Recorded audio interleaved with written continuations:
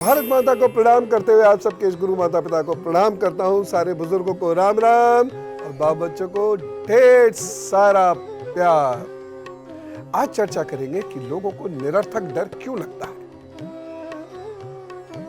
क्यों नहीं लगता है कि कोई उनसे बात कर रहा है लेकिन दिखाई नहीं देता। क्यों लगता है कि कोई उनका गला दबा देता है। लोग अक्सर किसी को देखकर डर जाते हैं, किसी चीज को देखकर डर जाते हैं।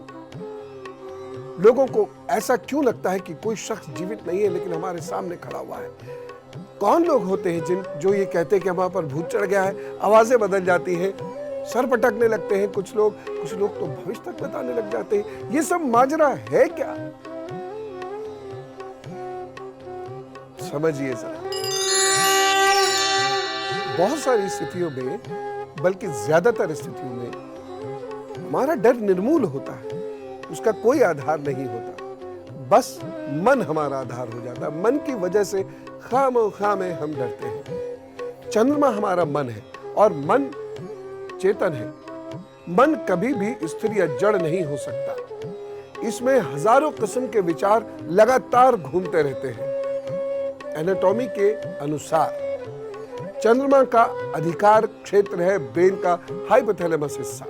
इसी से हमारी भावनाएं, संवेदनाएं और ज्ञान की स्थिति का हमें पता लगता है। जितना मजबूत चंद्रमा होगा, आपकी कल्पना शक्ति उतना मजबूत होगी, लेकिन पॉजिटिव होगी। जितना अच्छा सपोर्ट चंद्रमा को बाकी ग्रहों का मिलेगा, उतना ही व्यक्ति उच्च मानसिक शक्तियों को प्राप्त करेगा।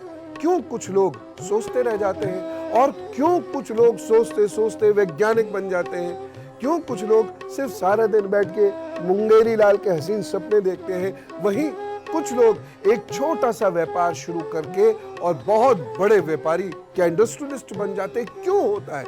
ये हमारी सोचने समझने की शक्ति का परिणाम है।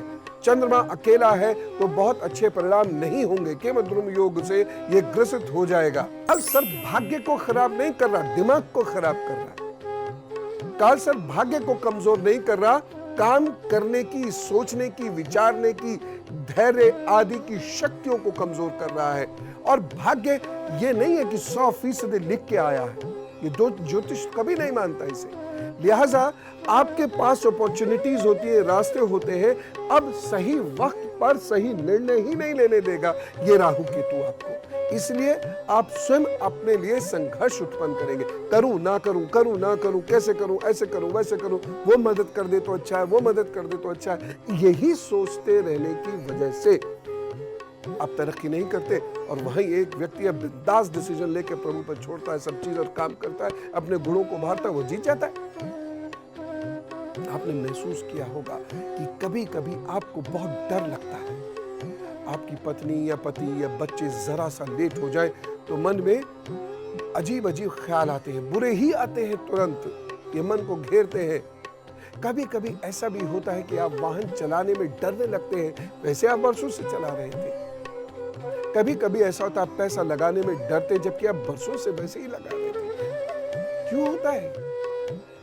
यह सारे अनुभव इसी कारण होते हैं कि चंद्रमा और केतु की युति हो रही है और यह युति मन को कमजोर करती है, शक्ति बनाती है और व्यक्ति डरता चला जाता है। उसका अपने ऊपर विश्वास नहीं रहता, अपने भावनात्मक रूप से बहुत कमजोर होता चला जाता है और आत्मबलहीन होता चला जाता है। जो बातें मैंने अभी आपको बताई हैं, हाथ पर उसको जानना बहुत जरूरी है, क्योंकि यदि वह सिम्टम्स हैं तो आपको एक्स्ट्रा अलर्ट होकर उपाय करने होंगे। देखिए जरा, अब आइए मेरी कक्षा में। आप में से बहुत सारे लोगों ने तो ये सोचते होंगे ना, बड़ी मुश्किल से तो ये बोर्ड से बच के आए थे, भाग के आए थे, बड़े हो गए थे, सोचा था ये एक फायदा मिला और फिर यहाँ पर क्लास में बैठना पड़ता। लेकिन सुनिए, ये क्लास जिंदगी की क्लास है। क्यों डरते हैं? क्यों होता है वह? क्यों अनर्गल विचार आते हैं? क्यों अपनी परेशानियों में अपनी कल्पनाओं से उलझना शुरू करते हैं? मानसिक समस्याएं क्यों होती हैं? सुनिए, हथेली का ये, यहाँ आपकी हथेली खत्म हो गई ना, ये आपकी हथेली खत्म हो जाती है। अब ये वाला जो हिस्सा होता है हथेली में, ये जो यहाँ से फूलता हुआ आता है, ये बड़ा महत्वपूर्ण होता है। इस तरीके से बड़ा महत्व।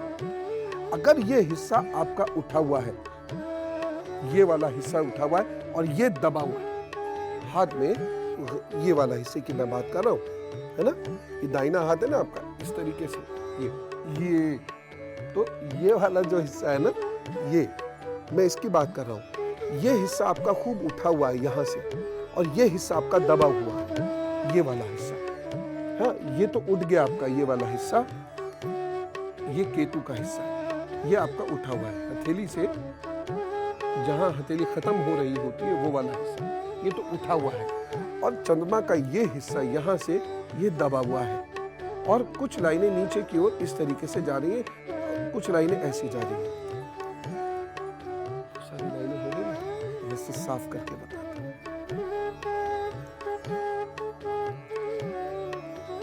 ये देखिए, ये आपकी हथेली खत्म हुई, यहां पर ये वाला हिस्सा, ये हिस्सा मोटा है, और ये वाला हिस्सा चंद्रमा का, ये आपका चंद्रमा है, ये वाला हिस्सा आपका बहुत दबा दबा सा है, और यहाँ ये हल्की हल्की ऐसी लाइनें दिख रही हैं, ये अच्छी नहीं। ये यदि आपकी लाइनें यहाँ पर ये जुड़ रही हैं, तो इसका मतलब है कि चंद्र केतु आपको मानसिक रूप से परेशान करेगा, या तो निरर्थक भय रहेगा, या हर एक पर शक रहेगा, जिंदगी को बॉटलनेक्स कहते हैं ना, अपनी जिंदगी को खुद विचारों में उलझा कर रख देंगे। उसने ऐसा क्यों कहा, उसने वो क्यों कहा, ये कपड़ा पहन के क्यों आया, मेरे घर आया ये चाबी क्यों छोड़ गया, मेरे घर आया तो ये पानी का गिलास क्यों छोड़ गया, ऐसे हर वक्त इतने विचार। गुड्डू को कुछ नहीं हो जाएगा, पप्पू को कुछ नहीं हो जाएगा, पप्पू के पापा तो परेशान नहीं है, पप्पू की मम्मी देर से आ रही है, पता नहीं क्या हो गया, अरे भैया गोपू आज सोकर देर से उठा, भगवान क्या है, गोपू कर उनके घर कुछ खा के आया था इसलिए तो आज पेट में दर्द नहीं है। इतनी सारी परेशानियों में अपने आप को हम बांध के अपने जीवन को बर्बाद कर लेते हैं। अब आपको डर लगता है, भूत लगता है, शक होता है, बुरी बातें मन को घेरती रहती है, बुरे ख्यालात आते रहते हैं, उपाय करिए। अब ये आपका उपाय है। कहीं कोई शक डर वहम हो रहा है तो एक बढ़िया उपाय है जूता।